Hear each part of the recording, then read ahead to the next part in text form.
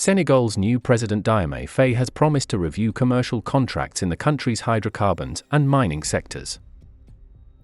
His newly appointed Prime Minister Ousmane Sonko has formed a cabinet of reformists, who are also seeking contract transparency and broad-based tax reforms. The new government is considering these radical initiatives at a time when Senegal's gold and phosphates mining sector is booming, driven by heightened demand for the commodities. Later this year, Senegal is also due to start production of crude oil and natural gas from its offshore hydrocarbon fields.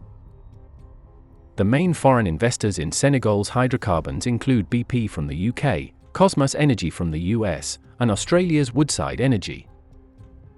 These companies have multi-billion-dollar investments in some of the largest gas fields in the world, such as Sangomar and the GTA field on the maritime border with Mauritania.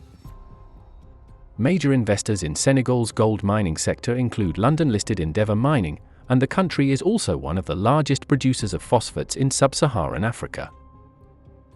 There are also several large renewable energy projects, such as solar and wind, with investments from Europe and the US.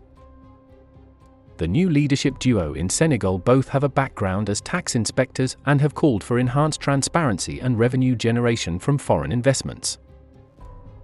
Despite the massive foreign investments, Senegal's unemployment rate and the cost of living have been high due to expensive imports of heavy fuel, oil, and volatile food prices. The country has some of the most expensive electricity costs in Africa.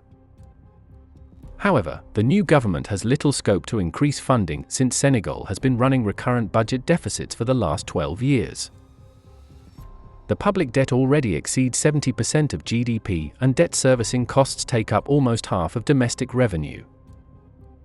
The corporate tax rate has not been raised in 10 years, which offers some possibilities for increasing revenue.